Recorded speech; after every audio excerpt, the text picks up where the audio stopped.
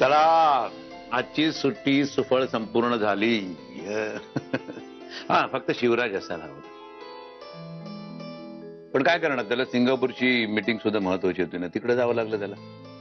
हा आता त्याला जर आधी कल्पना असते ना की मंजिरी आज इथे येणार आहे तर नक्कीच ती मीटिंग पुढे ढकलता आलीच. पण काकू तू चांगलं रागव त्याला. त्याला सांग मी रुसले त्याच्यावर. काय आहे, त्याला सिंगापूरला जायला वेळ आहे पण कोल्हापूरमध्ये येऊन सुद्धा मला भेटायला वेळ नाही.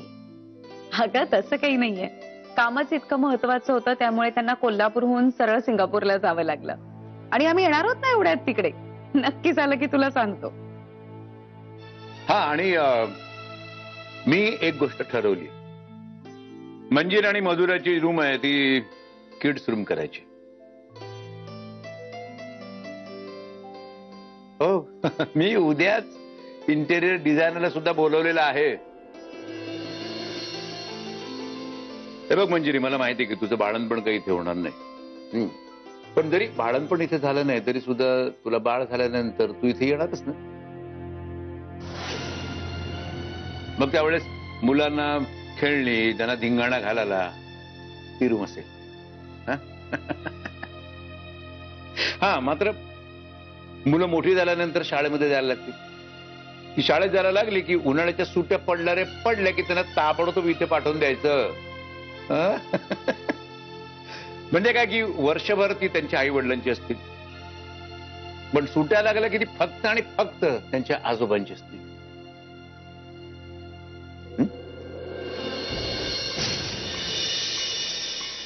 काय मंजिरी? हो काय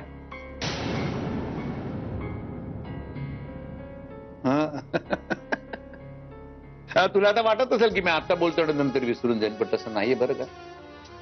मुलांना जर इथे पाठवलं नाही ना तर कोल्हापूर देऊन त्यांना किडनॅप करून घेऊन जाईन.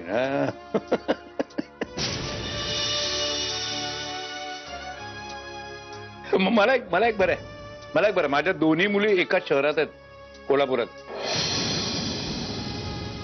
म्हणजे काय की दोघींची मुलं मला एकत्रितच सापडतील ना. Kids room. येस मी आलेच. काय ग?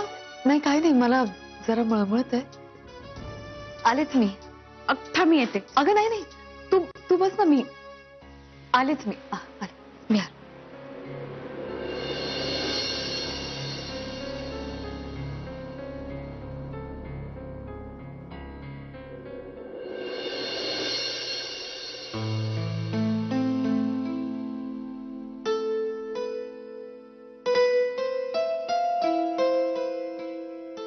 कॉफी. मंजिरी नाहीये म्हणून मी घेऊन आले. ठेव.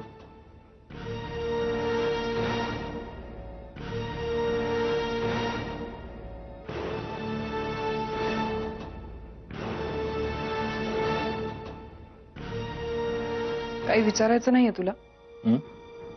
निदान फॉर्मॅलिटी म्हणून तरी विचार. बघण्याचा कार्यक्रम कसा झाला?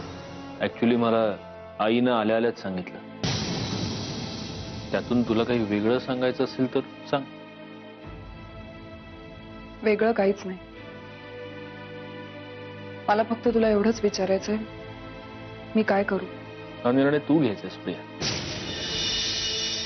तो मुलगा तुला आवडला की नाही आवडला ते तू सांग. मला तुझ्याशिवाय दुसरं कोणीही आवडू शकत नाही हे माहितीये तुला.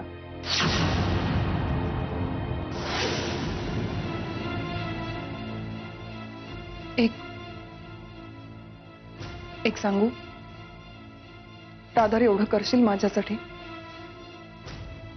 हे बघण्याचे वगैरे कार्यक्रम बास झाले आता. तूच एक मुलगा फायनल कर. मी डोळे बंद करून त्याच्या गळ्यात माळ घालायला तयार आहे. प्रिया तुलाही माहिती असं काही होणार नाही. जे काही होईल ते तुझ्या इच्छेनं आणि तुझ्या पसंतीनंच होईल. माझी पसंत राहू दे ना सत्यजित. आपण पुन्हा पुन्हा प्लीज त्या विषयावर बोलायला नको.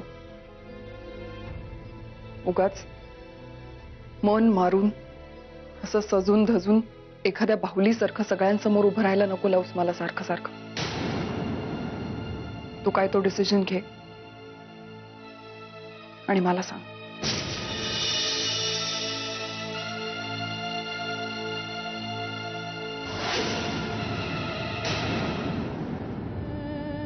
मुलं मोठी झाल्यानंतर शाळेमध्ये जायला लागते. ती शाळेत जायला लागली की उन्हाळ्याच्या सुट्ट्या पडल्या की त्यांना ताबडतोब इथे पाठवून द्यायचं. त्या मुलाला जन्म दिल्यानंतर ते तू माझ्याकडे द्यायचंस. तिथून पुढे त्या मुलाची संपूर्ण जबाबदारी फक्त माझी राहील. डिवोर्सच्या वेळी बाळाच्या कस्टडीवरून तू वाद घालणार नाहीस अशी अपेक्षा मी करतो. कारण तसं जर तू केलंस तर मला भर कोर्टात आपल्या डिवोर्सचं खरं कारण सांगावं लागेल. त्याला किंवा तिला एवढंच माहिती असेल की आई आपल्याला जन्म देऊन हे जग सोडून निघून गेली.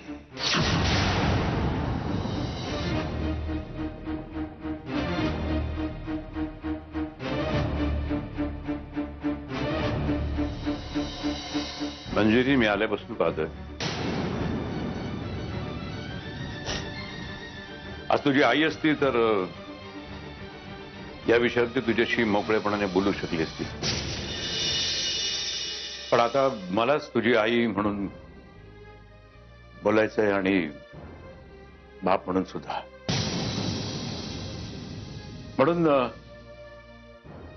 कसं विचारावं काय विचारावं याच्यापेक्षा मी तुला सरळ आणि थेटच विचारतो, काय झालंय? तू का अशी अस्वस्थ काय आहेस बाळा? हं? आता खोटं खोटं असून मला असं सांगू नकोस काही नाही बाबा काही नाही बाबा असं प्लीज असं उत्तर नको देऊस प्लीज. कारण आई म्हणून तुझ्या मनातली छोटीशी हालचाल सुद्धा मी पकडू शकतो आणि बाप म्हणून तुझे प्रॉब्लेम्स मला सोडवायचे आहेत. कर्तव्य आहे माझं ते. प्लीज बाळा बोल ना. बाबा तुमचा गैरसमज होतोय.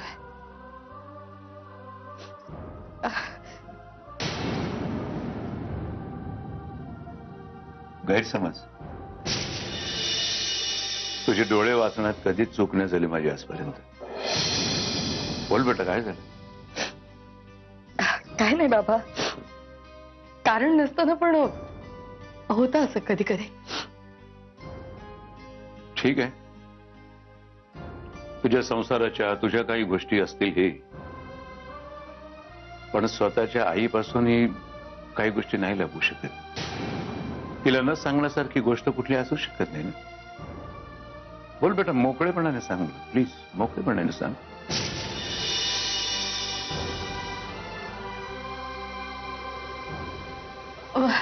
बाबा माझी शपथ आहे तुला. बोल बेटा खरं सांग, काय लपवतेस तू माझ्यापासून? सांग, माझी शपथ आहे तुला. अहो काय करताय तुम्ही?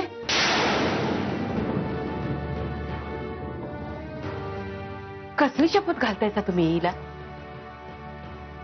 हो पोटूशी आहे ती, 2 जीवांची आहे. तिला शपथ घालतायचा म्हणजे तिच्या बाळाला बी शपथ लागणार की. अहो जो जीव जन्मालाच आला नाही त्याला कशापायी धर्म संकटात टाकतायचा तुम्ही? असं करू नका सव. माझी विनंती आहे तुम्हाला. मला काळजी वाटते हो, खरंच काळजी वाटते मला याची. तिची काळजी मला स्वस्त बसू देत नाही आणि ही काही सांगायला तयार नाही. अगं पोरी, तुझे बाबा काय म्हणतायत? जे काय मनात असेल ते बोलून टाक की, मोकळं हो. अहो बाबा काय नाही, मला ऍक्च्युली घरची खूप काळजी वाटत होती. घरच्या चिंताच भेडसावत राहिल्या म्हणून. आणि काय झालं, तुम्ही एवढ्या दिवसांनी मला पाहिलंत ना म्हणून तुम्हाला टेन्शन येणं साहजिक आहे. पण आत्ताच मी आईंना फोन केला होता तर आई म्हणाल्या की हे अजून घरी नाही आलेत, म्हणून मग आपली रुखरुख लागून राहिली. म्हणजे कुठे गेले असतील. बाकी काही नाही, काळजी करण्यासारखं काही नाहीये. बघितलंय नव, पण संसाराची चिंता आहे तिला, दुसरं काय बी नाही बघा. असं आहे मग काही प्रश्न नाही. अहो नाही कसा, मी म्हणते या अवस्थेमध्ये डोसक्यावर कशापायी चिंता घ्यायची? कशा पाहिजे जीवाला घोर लावून घ्यायचा ग? हे बघ बेटा, फार चिंता नाही करायची. हं? आपण कसं असं मस्त राहायचं, मस्त मजेत मजेत राहायचं, आपल्या मस्तीत जगायचं. हं? छोट्या छोट्या गोष्टींची कधी चिंता नाही करायची. हं? काळजी करू नकोस.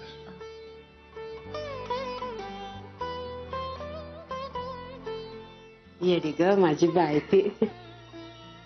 कशा पाहिजे चिंता करते ग? मी आहे ना ब.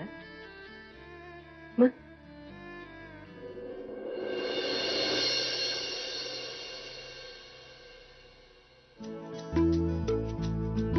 आजी अहो, हे काय आपण संक्रांत सोडून आपण इथे आलोय. अगं आपण इथं आलो खरे, पण माझ्या डोसक्यात नाही संक्रांतीचं निघूनच गेलं की ग.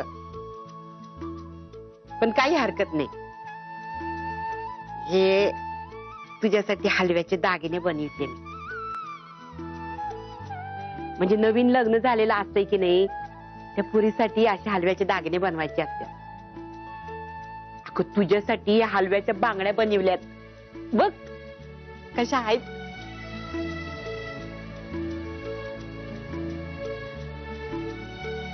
खरंच खूप छान आहे. आणि पुढच्या वर्षी तुझ्या बाळाला बोरनान घालायचंय. काय बोरन्हाण? हा, मला माहित नाही. म्हणजे बोरनान म्हणजे बाळाला काळे कपडे घालायचे आणि चिरमुरे बोर फुलं यांची पाखरण करायची डोसक्यावरनं त्याच्या.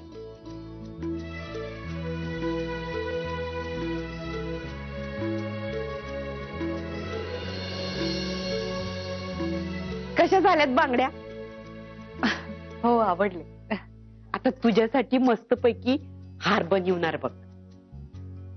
कसं असतंय ना पोरी, या संक्रांतीच्या निमित्तानं समद्या चांगल्याचं संक्रमण होत असते बघ. पूर्वी याच दिवशी सूर्यदेवानं तिळासुरा नावाच्या राक्षसाचा वध केला होता. समद्या देवासनी आणि मानव जातीला वाचवलं होतं बघ. आणि आता आपल्या आपल्या आयुष्यातल्या तिळासुराला तिलांजली व्हायची असती या सूर्यदेवाच्या कृपेनं. पण मला असं वाटतंय आज आपण आपल्या घरी असायला हवं होतं. खूप मजा आली असती नाही? झालं. पुन्हा नवऱ्याला भेटायची इच्छा झाली बाई तुला? कठीण आहे ग तुझं बाई. बर ते जाऊ दे, तू शालेला जरा फोन कर.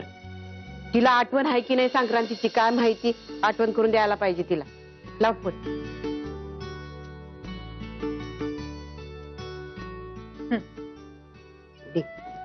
हॅलो, शालिनी बोलते का? हा बोला सासूबाई, शालिनी बोलते. अगं काय संक्रांतीचं काय केलंस का नाही? हो केली तर. अगदी भोगी सुद्धा साजरी केली आम्ही. अगदी तिळाची भाकरी, भोगीची भाजी, लोणी असं नैवेद्य दाखवला. आता सुद्धा गुळाच्या पोळ्या करायला घेणार आहे मी. आणि सुगडाचं काय, त्याचं काय केलंस? हे बघ, ती नेत्र आहे ना व, तिच्याकडनं सुगडाची पूजा करून घे बघ. पण समधी तयारी तू कर हा, सांगते तुला. हो सासूबाई, तुम्ही नका काळजी करू, मी त्या पूजेची तयारी करते. ती आली की करायला लावते तिला पूजा. अगदी रीतीला धरून सगळं करते. हा, आणि हळदी कुंकाचं मग बघू की, म्हणजे रथसप्तमी पद्धत चालते की हळदी कुंकाचं. मी आणि मंजिरी आलो की नाही की मग आपण हळदी कुंकाचं ठरवू. वाणाचं काय किंवा बायकांना बोलवायचं समजा करूया काय. बरं बरं बरं, मी तुम्हाला तेच सांगणार होते. आणि याही वर्षी तुम्ही बरोबर आहात म्हणजे सगळं अगदी मुधोळकरांच्या परंपरेला धरून होणार आहे. आणखीन काय म्हणताय? ठीक आहे समजा. बरं ठेवू का फोन? बर, द्या मी कट. आता शिकले मी. घे.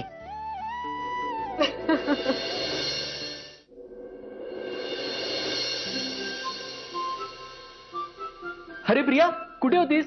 मी आत्ता तुझ्या रूम मध्ये गेलो होतो. का वॉच ठेवून असतोच वाटतं आजकाल.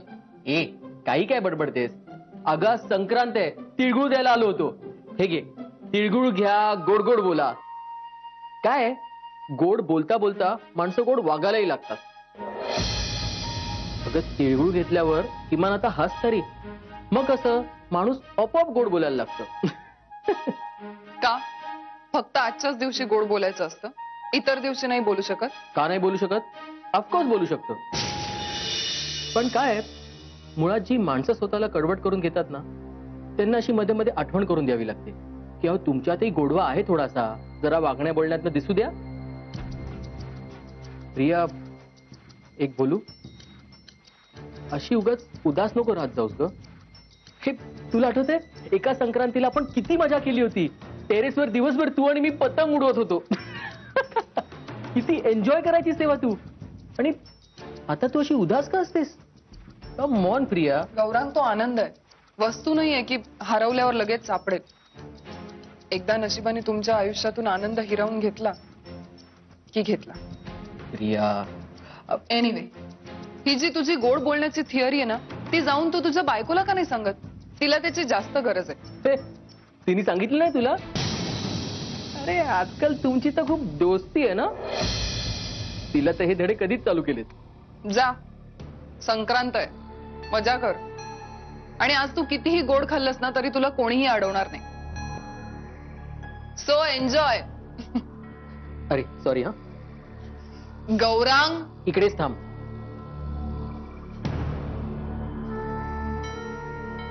वाटतो तेवढा साधा नाहीये.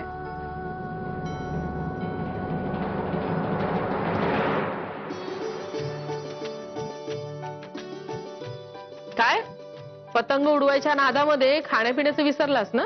नाही नाही नाही आई, मी खाण्यापिण्याचं सामान सोबत घेऊनच टेरेसवर गेलो होतो. कोण ते 10 वेळा वर खाली करणार? आणि आई, मी काय नुसती पतंग नव्हतं उडवायला गेलो, सगळ्यांना तिळगुळ वाटून आलोय. तुझी ही संक्रांत ना तुझ्या लहानपणच्या संक्रांती सारखीच आहे. मग हे आई, सत्यची दादा आहे ना, तेव्हाही कधी पतंग उडवायला यायचा नाही आणि आजही येत नाही. आई, मला काय वाटतं ना की दादाला पतंगच उडवता येत नाही, म्हणून तर आपली पळवाट काढतो. काय तू? आई, तुला पण पटलं की नाही? मग बरं आई, हे सगळं जाऊ दे. हं? गुळपोळ्या कुठे आहेत? दे दे दे, वाढ लवकर. अरे दे काय, सगळी तयारी करून ठेवलेली आहे. पूजा झाली की गरम गरम करून वाढते. पूजा? अगं मग कर ना पटकन. कर काय, आता तुझी बायको येईल नेत्रा, ती पूजा करेल आणि मग करते पोळ्या. सगळी तयारी झालेली आहे माझी. नेत्रा पूजा करणार आहे? ओ गॉड. बरं, तोवर मी या लाडूवर भागवतो. ए बाबा, पोळ्यांना जागा ठेव, नाही तर लाडवानेच पोट भरेल तुझं. आणि वरती नेले तेच ना वाटायला. निम्मे लाडू तुझ्याच पोटात गेले ते, खात्री आहे माझी. आई, अरे वा, छान दिसते साडी. पण आवडली ना तुला? म्हणजे मी आपली माझ्या पसंतीने आणली होती. हो अवय, असं काय करताय? तुमची पसंती ती माझी पसंती. खूप आवडली मला साडी. छान दिसते. थँक्यू. बरं, पूजा झाली व्यवस्थित? हो, अगदी व्यवस्थित. जसं तुम्ही सांगितलं होतं ना तसं सगळं केलं. छान छान. आता तिळगुळ द्या. हो, म्हणूनच सगळ्यात आधी तुमच्याकडे आले. हे घ्या, तिळगुळ घ्या, गोड बोला. नमस्कार करते आई. अक्षांत, छान दिसतेस ग. छान दिसते.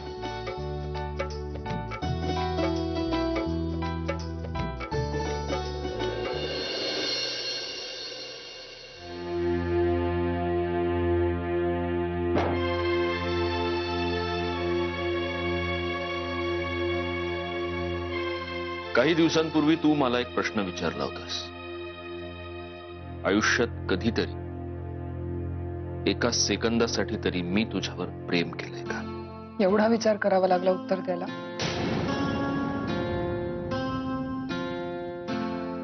मी सांगतोय म्हणून किंवा माझा हट्ट म्हणून तू लग्न करावंस असं मला अजिबात वाटत नाही. तुला जो काही निर्णय घ्यायचा आहे तो घेताना तू फक्त आणि फक्त स्वतःचा विचार कर. आपल्यात जे काही संबंध होते त्याचं ओझं तर मनावर अजिबातच ठेवू नकोस. माझी एवढीच इच्छा आहे की तू सुखी व्हावंस. मी प्रयत्न करेन.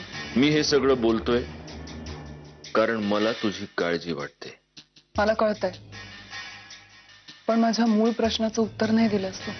मी तुला तुझ्या प्रश्नाचं उत्तर दिलंय प्रिया, तुला ते कळत नाही. मला तुझी काळजी वाटते कारण माझं तुझ्यावर प्रेम आहे. आता याला कोणी प्रेम म्हणतं, कोणी मैत्री म्हणतं, कोणी बहीण भावाचं नातं म्हणतं, कोणी अनैतिक संबंध म्हणतं. लेबल काहीही असो, भावना तीच आहे. आणि कसं आहे प्रिया, तू माझ्या आयुष्यातून निघून जावंस किंवा तुझी बॅट टाळावी म्हणून जर मी हा सगळा खटाटोप करत असतो ना, तर मुळात तो करायचीच मला काही गरज नाही. तसं असतं तर मी तुला माझ्या आयुष्यातून कधीही बाहेर काढू शकलो असतो. अजिबात कष्ट नसते पडले मला. तुझी काळजी वाटते, तुझं सुख महत्वाचं वाटतं, म्हणून मी हे सगळं बोलतोय. आणि निदान आता तरी तुझी खात्री पटेल की त्या अर्थानं माझं तुझ्यावर प्रेम होतं आहे.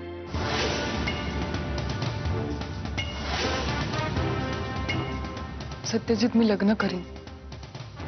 माझ्या नवऱ्याला हर तऱ्हेने सुखी ठेवीन. पण सत्यजित, मी कधी सुखी होऊ शकणार नाही. गैरसमज आहे तुझा, आणि तोही दूर होईल एक दिवस. Good night.